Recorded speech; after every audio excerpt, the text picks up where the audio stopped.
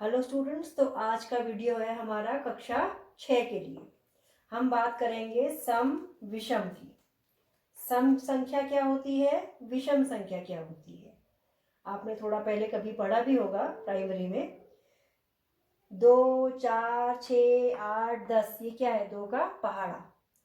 तो 2 के पहाड़े में जो नंबर आते हैं, जो नंबर 2 से भाग होते हैं, वो नंबर, वो संख्या क्या कहलाती है, सम।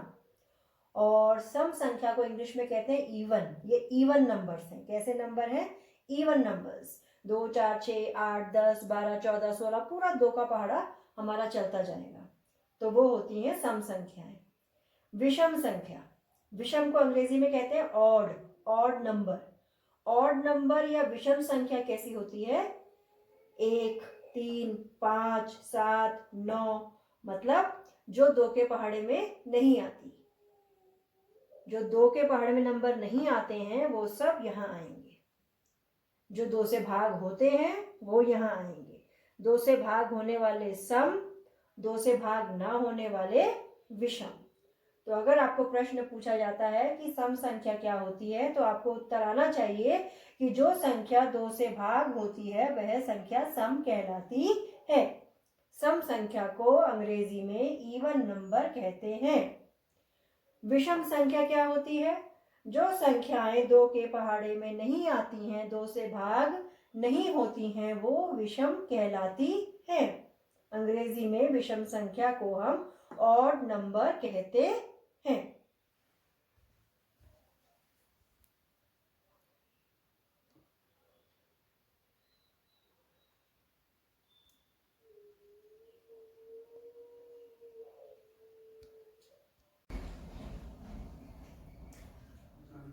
अब देखो हमारा प्रश्न है, 1 से 30 तक सम विषम अलग करें।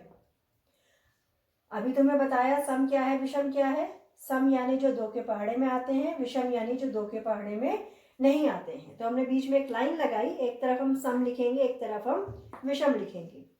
सबसे पहले शुरू किया 1, 2 के पहाड़े में आता है, नहीं आता, तो कहाँ लिखा, विषम में।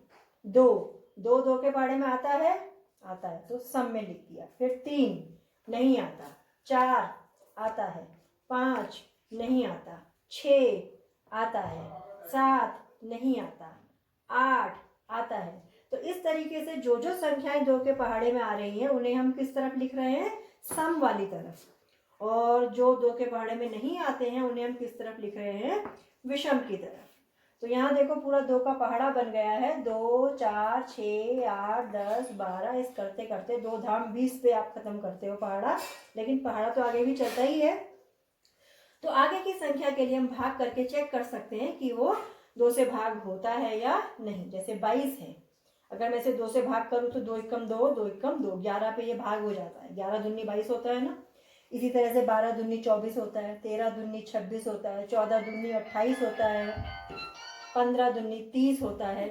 तो इस प्रकार से सब संख्याएं जो जो 2 से भाग हो जाएंगी वो सम कहलाती हैं। और अगर संख्या 2 से भाग नहीं हो पा रही है, कुछ शेष बच जाता है, तो वो विषम कहलाती है। इंग्लिश में इवन और ऑड।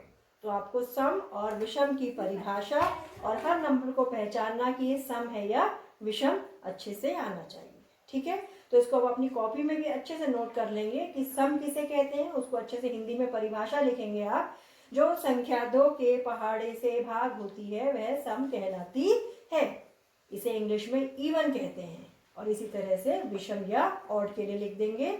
और 1 से 30 तक जैसे मैंने ये अलग करके दिखाए हैं, ये भी आप कॉपी में नोट डाउन करेंगे। ठीक है, अब हम बात करेंगे भाज्य और अभाज्य संख्याओं की।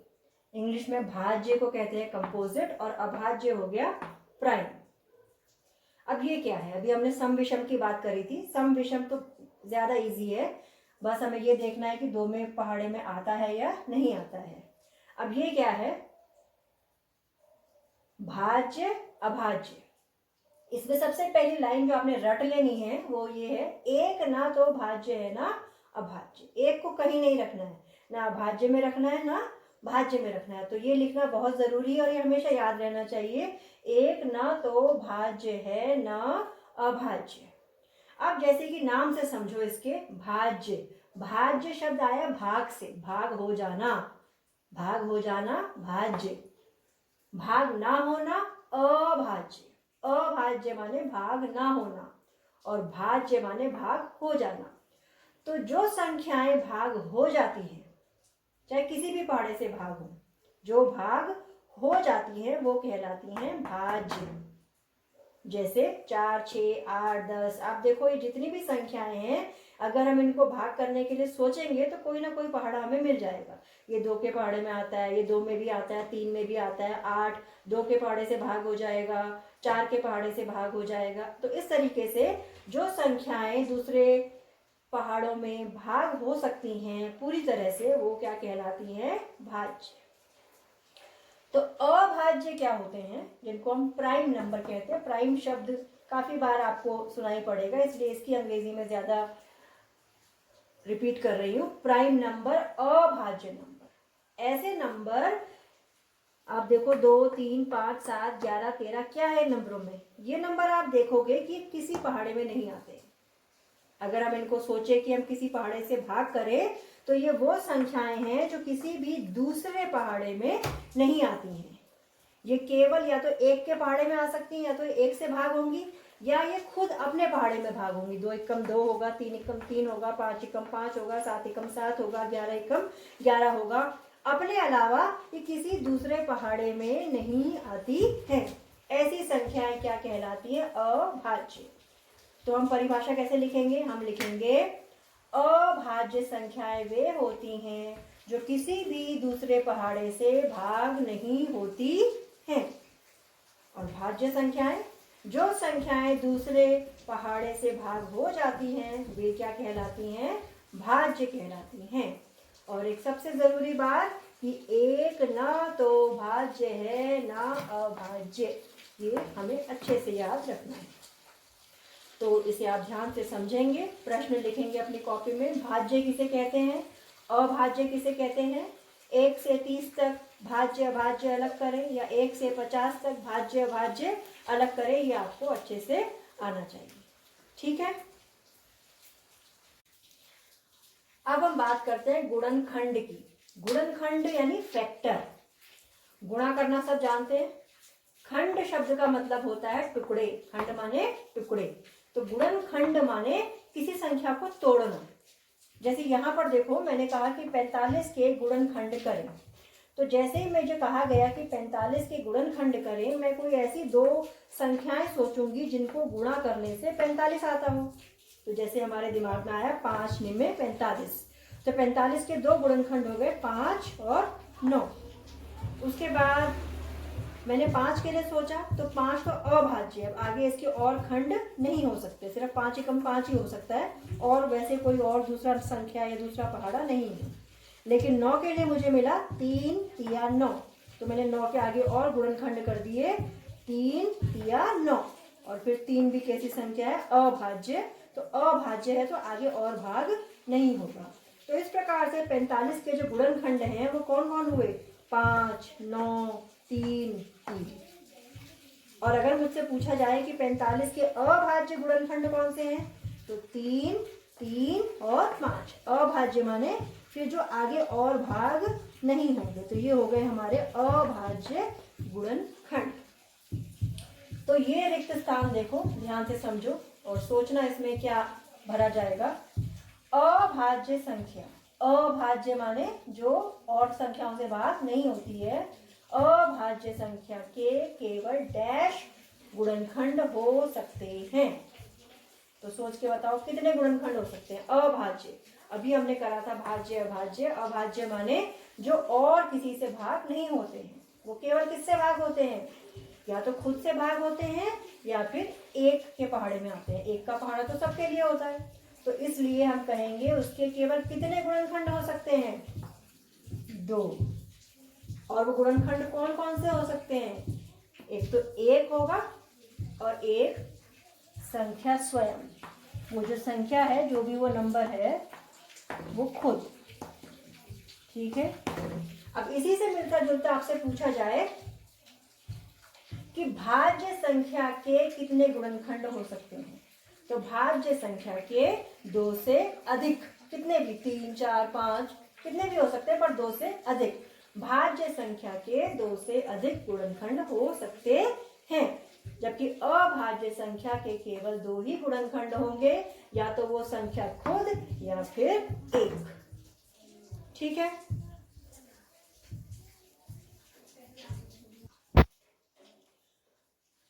तो ये अब आपके लिए कुछ प्रश्न हैं जो इस वीडियो को देखने के बाद आपको आ जाने चाहिए, और आपने ये प्रश्न करने हैं, अपनी कॉपी में इनके उत्तर लिखने हैं। पहला, सम विषम क्या है? तो इसका उत्तर आपको आना चाहिए। अब सम अर्थात जो 2 के पहाड़े में आता है, विषम जो 2 के पहाड़े में नहीं आता है। भाज्य अभाज्य की परिभाषा बताएं। भाज्य संख्या जो दूसरे संख्या से भाग हो जाती है, अभाज्य संख्या जो दूसरे संख्या से भाग नहीं होती है। 1 से 30 तक सम विषम व भाज्य अभाज्य अलग करें। इसमें 2 काम करने हैं, एक बार आपको सम विषम अलग अलग करना है और एक बार भाज्य अभाज्य, जो मैंने अभी आपको वीडियो में करके भी दिखाया है।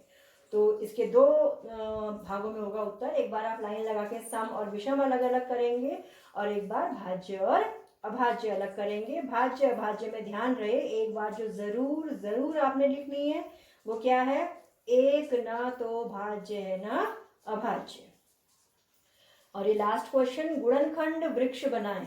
कुछ संख्याएं दी हैं आपको, 60, 100, 81, 108, इनका गुणनखंड वृक्ष बनाना है। जैसे मैंने अभी 45 के लिए बनाया था, वैसे ही आपको बनाना है।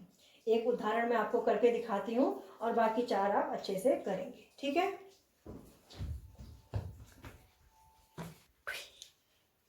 तो ये देखो, ये उदाहरण मैंने तुम्हारे लिए लिखा है 60। हमें 60 का गुणनखंड वृक्ष बनाना है। तो हम सोचेंगे कोई पहाड़ा जिसमें 60 आता हो। तो मेरे दिमाग में आया 12 पंजे 60। तो मैंने इस तरह से 2 रेखाएं, 2 एरो जैसी बना दी, 12 और 5 लिख दिया उसमें, क्योंकि 12 पंजे क्या होता है 60। 12 और 5 को गुणा करके क्या आता है 60। अब 5 तो है हमारी अभाज्य संख्या, तो इसका तो आगे और कुछ नहीं हो सकता, क्योंकि ये और दूसरे किसी पहाड़े में नहीं आता है। लेकिन 12 तो अभी और आ सकता है, क्योंकि ये भाज्य है। किस में आता है, जैसे 3 चौके 12, तो मैंने 3 और 4 लिख दिया। 3 हमारा हो गया अभाज्य, तो आगे अब इसका और कुछ नहीं होगा। 4 हमारा भाज्य है, तो किस में आ सकता है, 2 दूनी 4। अब 2 कैसा होता है, 2 भी हमारा अभाज्य है। तो ये देखो कि जो गुणनखंड वृक्ष है उसको तुम शुरू किसी से भी करो, किसी के दिमाग में कोई पहाड़ा आएगा, किसी के दिमाग में कोई पहाड़ा आएगा, लेकिन लास्ट में सबके पास यही आंसर आएगा, 5, 2, 2 और इधर से 3।